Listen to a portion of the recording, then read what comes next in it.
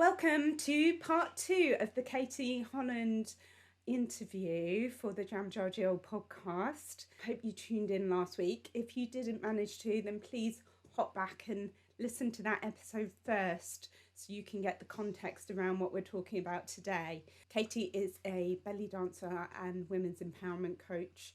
She is a fascinating person, an inspiring person, and I wanted to give this conversation all the time and credit it deserves. So I decided to break it down into 2 sections for you. So this is part 2. It kind of goes into the detail of the example of doing some belly dancing with her, and then breaks down what that does physiologically for our bodies and how that's so important to women's health. So I hope you enjoy it. I hope you enjoy the example, and I hope you use the links, which I'll provide on both episodes, to follow up with Katie. Give her a follow. Maybe go along to one of her workshops when she's next back in the UK. That's certainly an ambition for me too. Okay, hope you enjoy the episode, everyone. Okay, so should we go on? I mean, we've touched on, my next question is around the performance art form versus the therapeutic tool. And you kind of referred to that around your Kundalini awakening when you were 27, that you were you sort of just a performer as such up until that point, and then you started developing it as a therapeutic business from there? I guess I felt in myself like I was a bit split. There was the performance part of me, which you could say is like would be very yang. And then there was the holistic therapist part of me, because after art college, I trained in massage and Reiki, and I was teaching Reiki. And then I trained in access bars, and different kinds of massage as well. So I kind of had this holistic energy work aside, but at that point I felt like I had to make a choice. Like, okay, I'm in my 20s, I'm going to perform well and take this opportunity. And I didn't see how I could bring it together. When this thing with the Kundalini happened the first time, I got a very clear message that you have to bring it together, and you're going to create this new therapy with the belly dance. And it took me the next 8 years to birth that, with a lot of kicking and screaming and sabotaging myself and thinking like, what am I doing? How can I do it? And a lot of learning along the way, because then I went more into the Sufi whirling and Jeff movements, which is another kind of therapy you could call it, and osteo-dynamic meditation. So I kind of was doing it in a way to help myself stay sane in this entertainment world, because I needed the balance. And also along, it was helping me gradually learn how to work with the belly dance movements in an energetic way, in a similar way to like Tai Chi or Qigong, where you're moving energy within your body.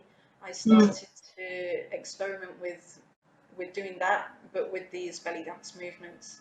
So it was a very gradual process, and for me, I was so impatient, and I really had to learn to let go, and that everything comes in its right time. Yeah. Yeah, it's about 7 years ago that I launched the first training, and then things have evolved much more quickly from that point. So I think that's so important. I think this is the thing, is people talk about vision boards, they talk about intentions, they talk about things which you want for your future self. And I think what's important with that whole piece is understanding that it's not a set timeline, and that it will come when it's right to come.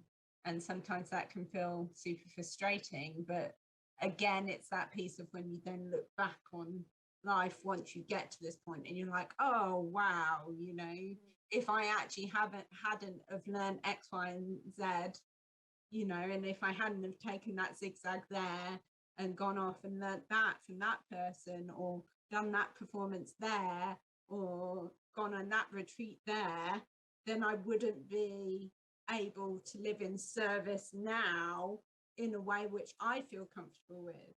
So yeah, it's that old saying that it's about the journey and not the yes. destination. And and also now it's continuing to evolve for me. It didn't get to, okay, launch the training and then like, right, that's the end of it. now it's like again and again and more and more. And as I mentioned at the beginning, working with the Blue Lotus, this has taken things to a different level again. So it's as I evolve, Awakened Bellydance evolves. And Yeah. I think that's a really exciting thing about having your own brand is as well for it to be an ever evolving thing. And that's how I feel I'm at with my brand now.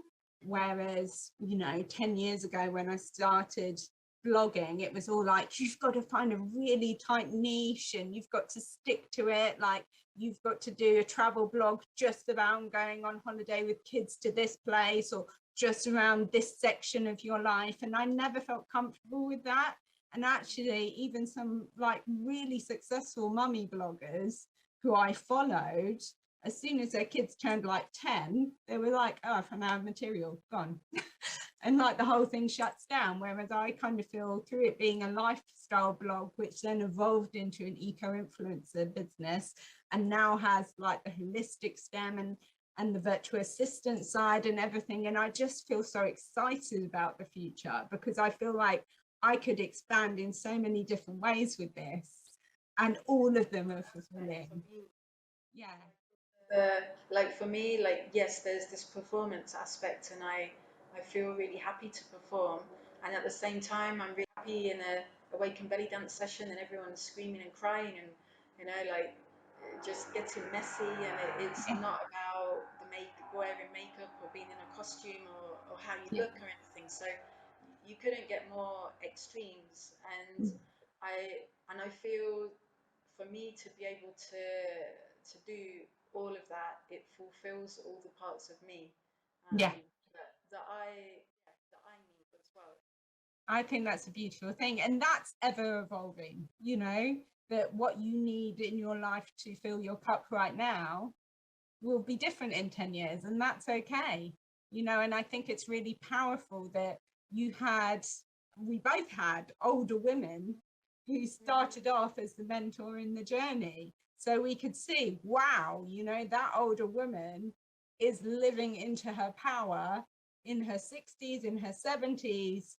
Like, I want to be that when I grow up. I mean, what a great thing to live up to. So, right, let's get into the show and tell part. I think we're both going to step back, and I have no idea what this is going to involve, Katie. So I'll let you take the lead on this. Okay, so I'll explain a little bit first. Okay, I'll sit down. Sorry, come on. So what we're going to do is what we call an Awakened Belly Dance process, and it's always intuitive. Although me and Jill, we discussed a little bit before we started recording, but as to exactly where it goes, I don't know. And it's like I'm tuning in to myself, my body, and through this, I'm tuning into to Jill, who's going to dance as well now, and also to whoever is watching this recording, whether it's in a month, in 10 years, or whatever it might be. It's not linear time. So this is working on an energetic level through your body. And we're going to use belly dance movements, and it's not about the technique or how it looks, and nobody can see you. So this is really about feeling your body and thinking of it more like sacred geometrical shapes. So belly dance is made up of circles and eights, and these eights can be going in all different directions depending on what part of your body you're using. And through this, you can activate energy, you can release energy or emotions, you can bring fresh energy in, you can integrate things, so that there's lots of different ways that we can work with it. And through this, it can also bring up emotions. So even though we're doing a short process, you might be surprised at the effect it has on your body or on your mind. So for some of you, you just might think, oh, I feel relaxed, I've moved my body and this feels nice. For some of you, you might start to cry, you might start to cough, burp, you might go hot or cold or feel electricity in your body. And this is all very, very normal. And the important thing is to not be in pain. So don't do something that's uncomfortable for you. And if it's difficult to do it standing up, you can adapt it and sit down or even lie down. So it's really to trust your body and the wisdom that your body holds, because we have all of this information, ancient, very ancient information that's been passed through the ages, and we have it in our body, and our body is the key, and often it's us that's locking it up. Whereas often people think that, oh, our body's locked and we're the key, but actually it's the opposite way around. Our body's the key, and it's finding our personal ways to open and expand where we've locked ourselves or shut ourselves down. So yeah, we'll see what happens. Okay, I'm excited. Yeah. Hopefully I won't have that thing where I stand up and I suddenly need to pee, which does tend to happen. It's a mother thing. I'm okay. I'm okay. I think it's just as hot in Cairo today as it is in England. Yeah. I've got my shorts on underneath.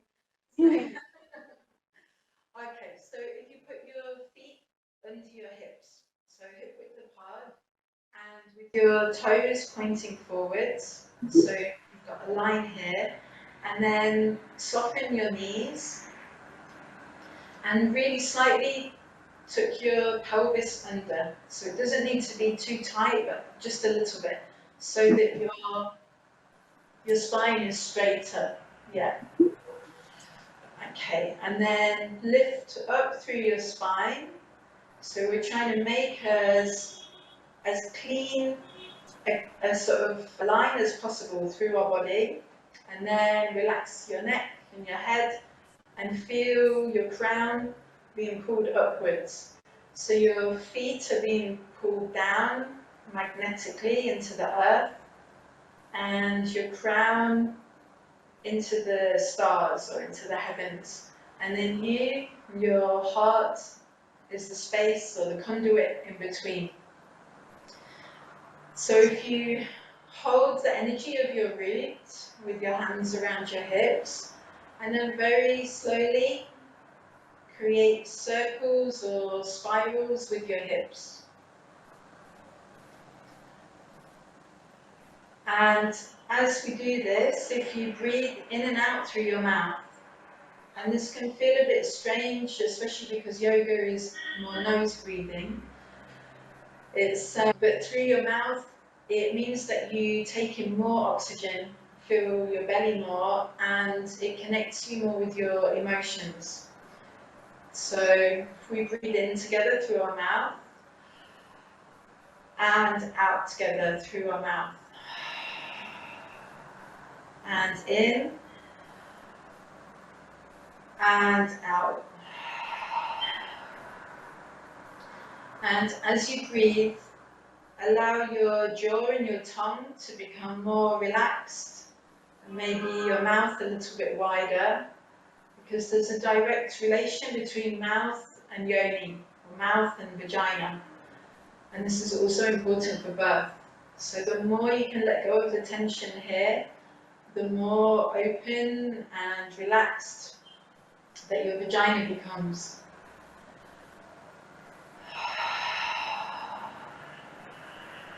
So stay connected with the earth, feel the earth supporting you under your feet.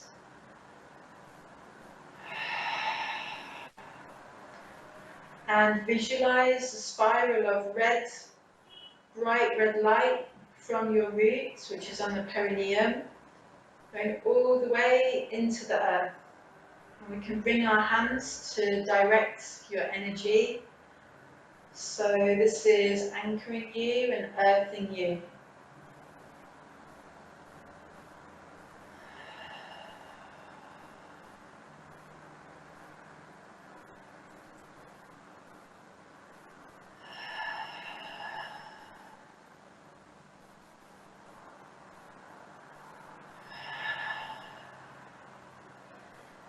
Feel the spiral moving into your hips, and the energy of your root expanding, so that you have this really strong and powerful foundation. And it's a foundation that isn't fixed. There's a strength, and at the same time it's like a springboard to propel you upwards, but all the time giving you a strong anchor that you can live from.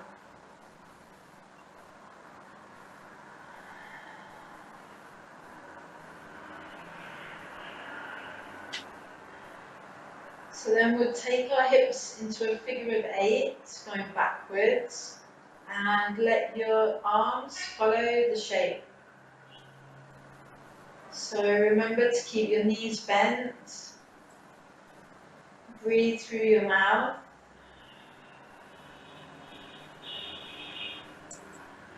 And if you can, close your eyes and visualize all of your personal roots and begin to see or feel the entanglement of your ancestral roots and how some of these are supporting you and some of them might be holding you back because of the patterns or the programs and beliefs that you're continuing from your ancestors. So gently with your hands and your hips, clearing your roots and creating more space.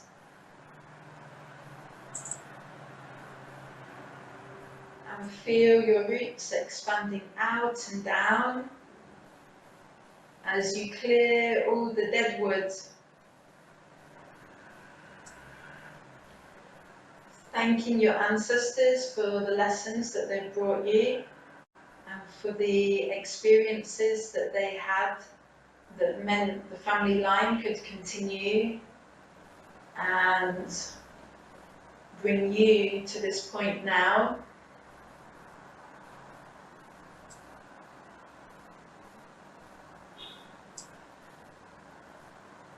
So gently releasing, dropping all of this old energy back into the earth, transmuting,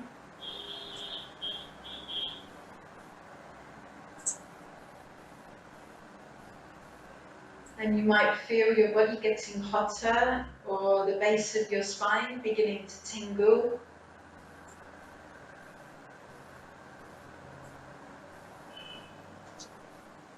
Releasing the need to control or have fixed structures. Letting go and allow your energy to flow.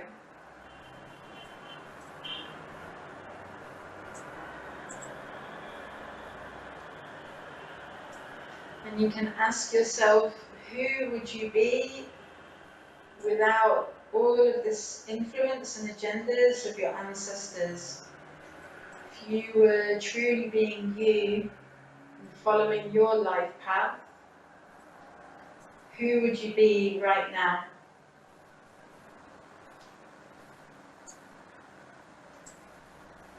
Releasing all of these conditionings and expectations and judgments of society,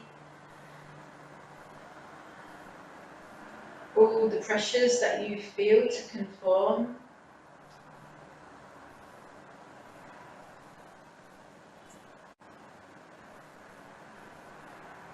Letting them go really easily and peacefully. And creating more space for yourself.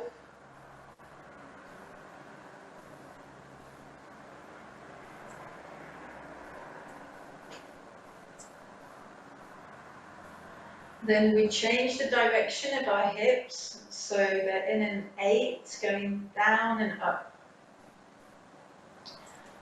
And again, our hands follow the shape of our hips.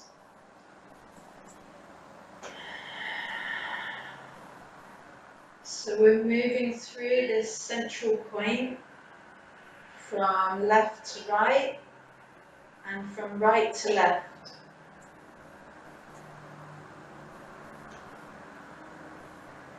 opening to and activating our masculine and feminine energies, our shadow selves, our light self.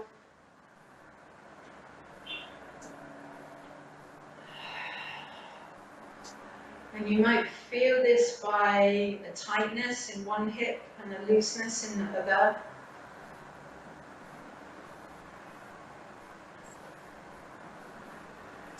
Or it might show up in one arm or the other.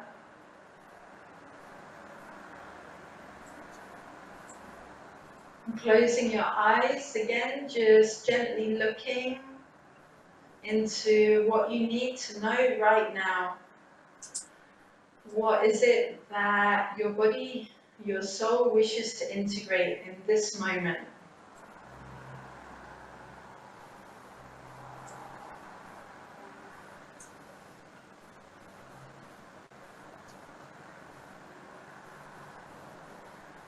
With your fingertips, drawing this thread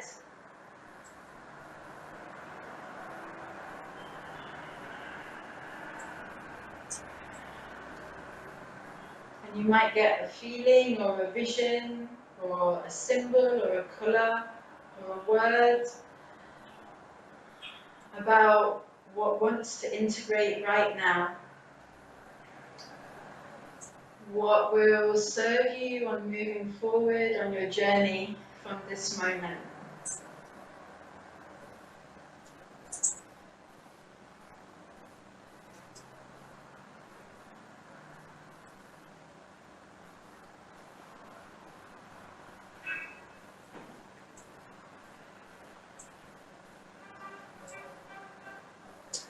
Now bringing your hips forward and back like a wave, rolling through. Close your eyes and keep breathing through your mouth.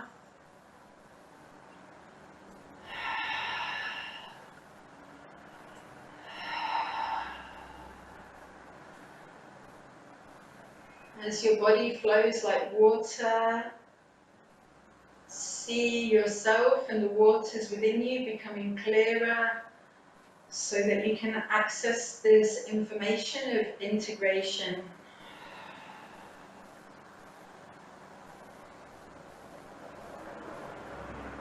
What have you been hiding from within yourself?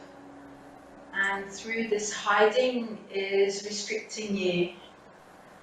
It might be stopping you making changes in your life or your creativity. It might be a fear. So allow it to become clearer and clearer, more tangible, and washing it in the waters of your womb space, cleansing,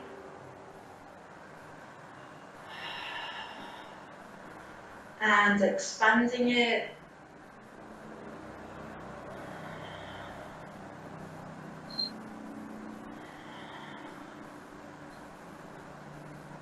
And as you expand into this energy that you've been repressing, feel all parts of you expanding. Like you're being switched on through your body and your energy systems.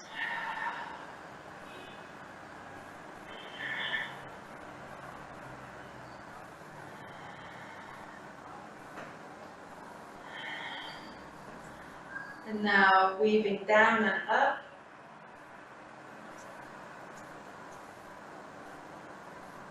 Integrating within yourself. And breathing.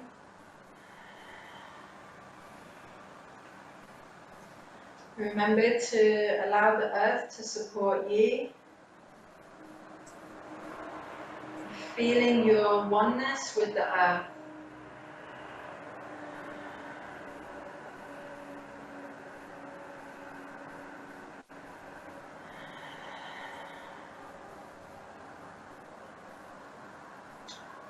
How would it feel to be fully connected to the earth? And through this, fully connected to your body.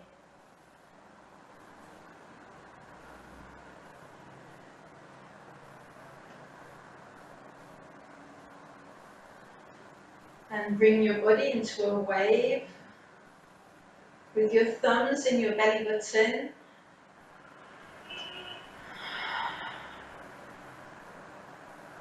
And imagine your belly button, it's like an activation switch. Breathing into it and gently pushing as your belly goes back. Activating your creative force. And letting your body know that you remember.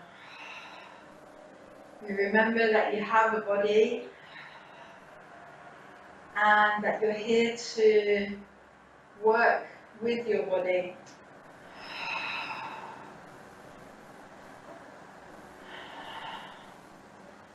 Because being embodied is one of the greatest ways that you can bring your passions and your soul work into the world. It's not about escaping, it's about being in your body. And some people feel that the greatest form of resistance is to live in your body. No escaping from yourself.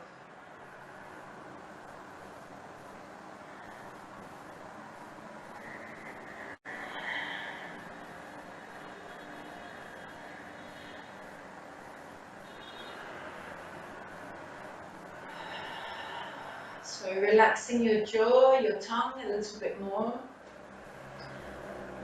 And bring your hands over your ovaries or over your testes, where we carry all these beautiful seeds of creation, not only for creating babies, but also creating anything and everything that we wish in our life. And imagine them like a dandelion head full of seeds. And tapping on the seeds, bringing a vibration of awakening.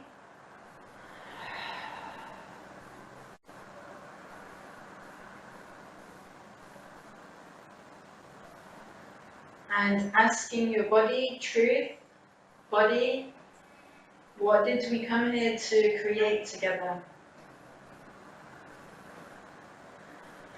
Truth, body, what did we come here to create together? And once more, truth, body, what did we come here to create together? Now send this out into the universe, into the multiverse.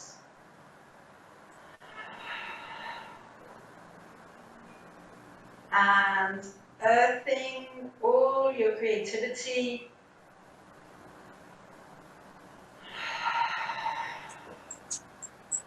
So sending your creative potential and dreams that you're anchoring through your root and out to the multiverse. Come back to your root, breathing.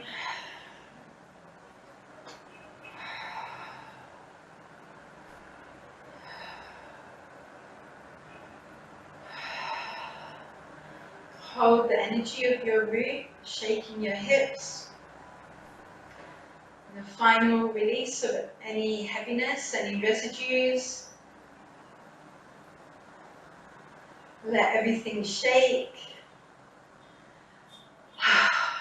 Breathing it out, letting it go.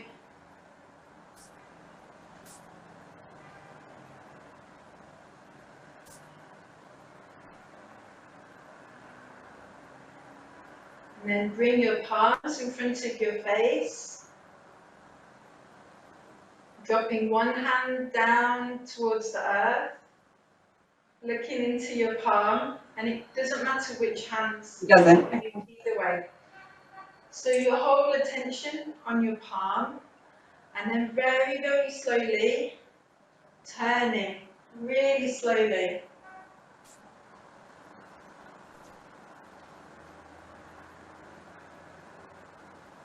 So keep turning and stay anchored. And your lower hands and your feet connecting you with the earth. And your upper hand connecting you with the stars.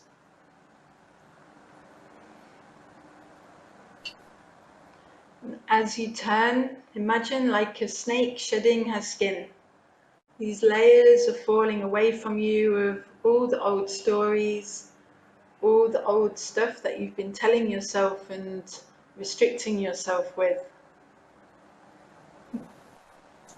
So as this bright white light emerges from your heart space, out through your body, downwards, upwards and outwards simultaneously.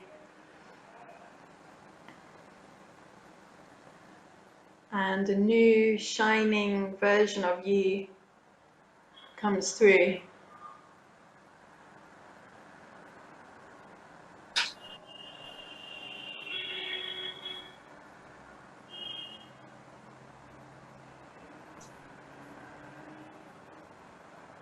And keep breathing, staying anchored.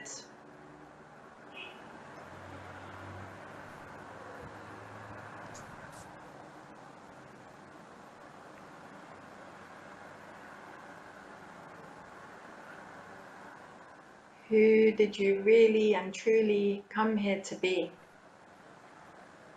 What is your true soul path and soul work?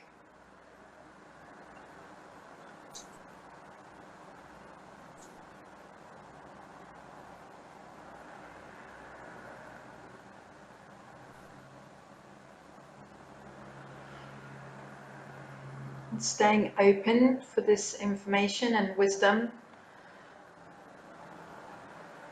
And then slowly come back to stillness. And take your palms onto the ground. Go down. Yeah, and touch the ground with the palms. Yeah. Give your head a shake. And your whole body a gentle shake.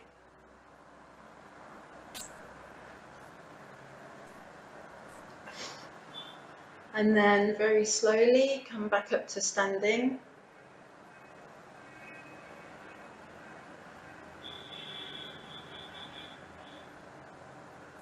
And again, a whole gentle shake of your body. That was amazing. Oh, good. I suddenly got that. hotter. I'm like dripping in sweat now. Yeah. Yeah. There's a lot of symbolism there, isn't there? Yeah. I found it really interesting, the difference of how to take your breath in and different formations of your hands.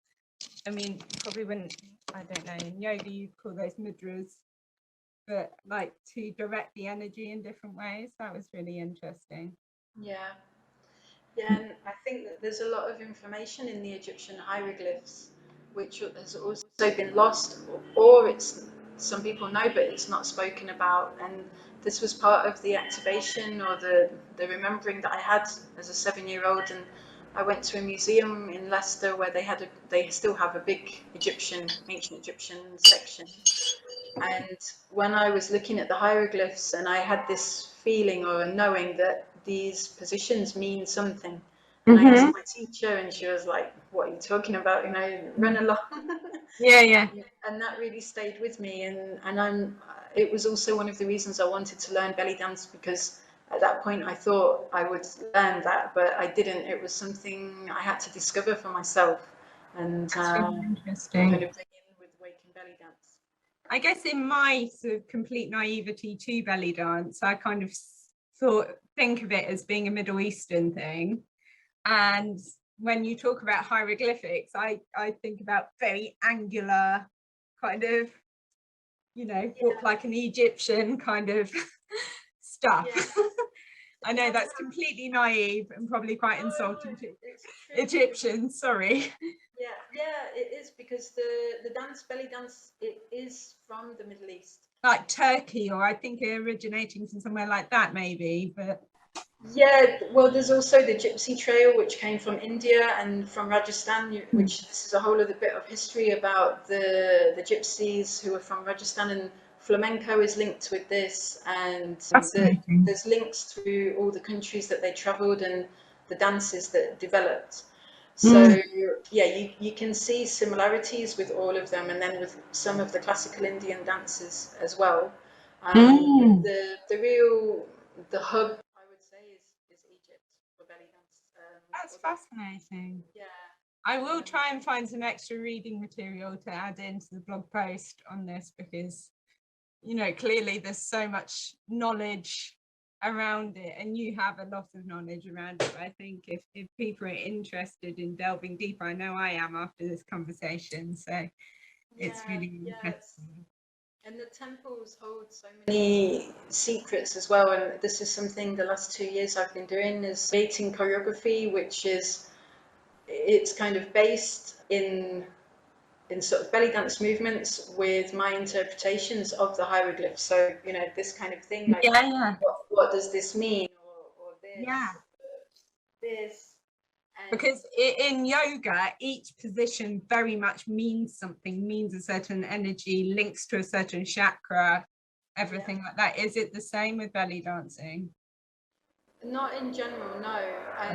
And this was something I had to realize over time, was that nobody was going to tell me, or I hadn't found someone to tell me. So I had to make it mean what it means to me. And then beyond that, not having a fixed point of view about it. So sometimes I might use this and it feels like a protection. And other times it feels like a doorway that's opening. So sometimes it could be to show masculine and feminine, or like the different halves of us or parts of us. So it changes all the time depending on what's needed with the group. And do you find you sort of bring in different disciplines and different ideologies as you go, kind of from different... I mean, do you think of things in chakras yourself? Because Reiki works in chakras, does, and energy, and... Yeah, it's really an amalgamation of me, and it's everything I've learned, everything I've experienced. I love that. When people come to train with me, I encourage them to do this for themselves as well, because I don't want them to be a carbon copy of me, because they haven't lived my life. So how can So I give them a structure, you could call it, like there's a theory, and we're working with the ancient Egyptian alchemical stages and brain waves and music, and there's a lot to it in a full session. But also I say to them, you know, bring everything, like all of your knowledge, even things you wouldn't imagine, like that you learned in childhood, or it can be anything, like allow everything to flow, because then you're giving your whole self holistically as well. And I love that. Yeah, then other people can also sort of open to that in their way. That's what it's all about. It's amazing. So Kundalini, I think it's from like Sikhism, isn't it? Originally, is it? I don't know. I'm sure someone said that to me in a yoga class once, but I'm not sure that's, you know. Yeah, with Kundalini yoga it is. Yeah. Kundalini, it's talked about in the ancient texts, like the Tantra. It's also in Buddhism as well. That's what I love about India. I've only been to India once myself, but I very much loved how it was like such an eclectic mix, and like all the faiths kind of intertwined and mixed up together. and people were kind of looking at it again as a kind of mixed blend, and everyone was a different blend, and it very much speaks to what you're saying there, versus the Western thought on religion seems to be very much you're this or you're that, and that's never resonated with me. I don't like the pigeonhole approach at all. So I think, you know, it's really lovely to me that you're kind of pulling in those eclectic mix of absolutely everything. I've actually learned about, like what you were saying about yoni and everything like that, from a different yoga class which I do, which is women's wellbeing yoga. And that was taught through the Red School, through my teacher, who there's basically something called the Red School in the UK, which is all about menstrual health. It's all about female health and everything like that, and links to like adapting yoga moves, because it's really interesting. And this is something which maybe people haven't thought of, because in the West, I would say generally yoga is more popular with women than it is with men overall. In the East, it was very much passed down from man to man to man. So this is very much taking those moves and going, hey, you know, some of these things haven't been adapted to the female form. And so everything that she does in that yoga class, which I absolutely love, is all about listening to the female like form and listening to your body's needs as a female. So that's really interesting. And I think as we start to understand our bodies more, you know, the concept of yoni is kind of the whole energy of all the organs in that area. It's not kind of just one thing, you know. And I think we're starting to have more open conversations around language, around what we name ourselves, as we gradually, very small ways, get rid of all the shame around the subject. And I think, you know, there's a profile which I follow on Instagram, which I absolutely love. I don't know if you've come across, called The Happy Vagina. And she just promotes, you know, so much stuff around that and around women's well-being, and she's well worth a follow. But I just, there was a discussion on her feed the other day just talking about sex education and just how much shame that's all about. You know, no one ever discusses pleasure or enjoyment of sex or like understanding of sexuality or anything like that. And I guess, you know, it's very much a debate, and equally so we could go deep dive into that one as well. I always find this an interesting conversation. There's many tangents we could go off on, but I do find it fascinating how, you know, whose responsibility is it to teach people who are growing up about that stuff? Should the message which they get through schools be just about don't get pregnant, which seems to be the main focus? Don't get an STI, don't get pregnant. You're good. Here's a period, here's a tampon.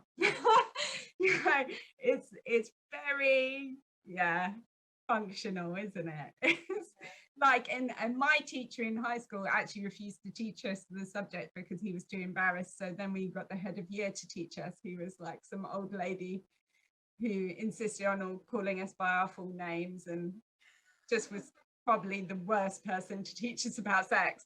So, and ironically, there were about 5 girls who ended up with babies at 16 in that class. But by the by, I don't know. I think there's a lot that could be done in that space, where there could be an opportunity for more open discussions. And even if there was a discussion around shame and sex, and even if you didn't deep dive into it too much, but just say it's okay to not feel shameful about this is your body, then that would be a really positive thing. I think a big part of it is because we've lost these initiations or the rites of passage.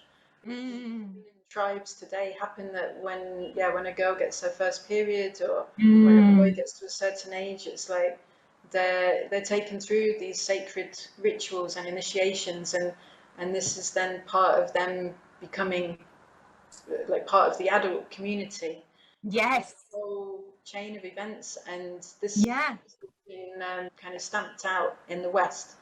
And one of the things that we do in the Awakened Bellydance training is like a celebration, no matter how old somebody is, but a celebration of our first bleed, and dancing that, like dancing the emotions that we felt. So whether that was shame, or happiness, or being proud, or confused, and we do a sort of whole process around that, That's so amazing. it's not something that's like holding us back, because all these Yeah. things act as like hooks and boxes that are like, okay, that Amazing how just, the language which is used around it. I mean, my grandma used to call it the curse.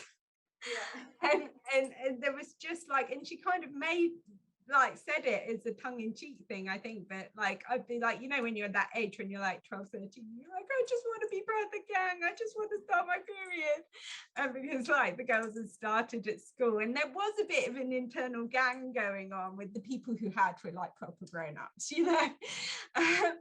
But I remember saying to my grandma on school holidays, and she was like, oh no, darling, you don't want the curse. I mean, what a way to frame it. And I was just like, oh, like, this is the thing. And I just think, I remember seeing on like some like random sex education video, there being a like girl who was sampled on there where she started her period and her mum brought her a bunch of flowers and took her out to dinner. And I just remember thinking, oh gosh, that's such a nice thing to do, because it is a milestone. And exactly. I mean, even having these small rituals, I mean, this is the thing, is like thinking you don't have to be part of a tribe, you don't have to go through like a big ritual, a big thing, just to recognize it as a rite of passage in some small way, like being bought a bunch of flowers, or do you know what I mean, or planting a tree, or having a conversation around it being normal, and you being normal, and it being a part of a beautiful thing that, it can be challenging, but it can also be beautiful. And in the same way for menopause as well. 100%. It's like there's so much work to be done. Milestone, and all of them becoming a mum, and Yep. it's like these are really huge milestones for women, and how they're ignored really. It's like, okay, get on with it, and you just do this, and there's not really the hello patriarchy. Hello. We're here. Here we are.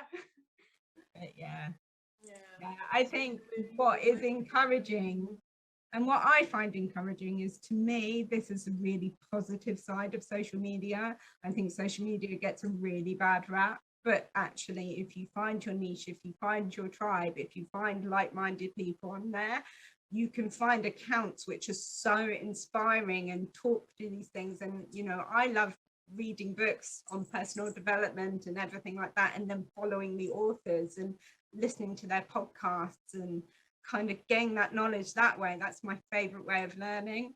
And I feel so encouraged that there are women out there who are strong. I mean, like the complete shitstorm which is going on in America at the moment, I'm encouraged by the fact that I follow several American authors who are feminists, who do care, who are fighting for women's rights. And it's so encouraging to me to focus on that energy rather than the draining energy of watching the news and watching it all unfold. So I think it's sometimes really important to focus on how there are, as much as the news tells us otherwise, a lot of good people in the world with a lot of good intentions and a lot of good energy. And I'd rather spend my time focusing on those people and making those people grow more than focusing on all the negatives. So yeah, I think we do need to wrap up, don't we?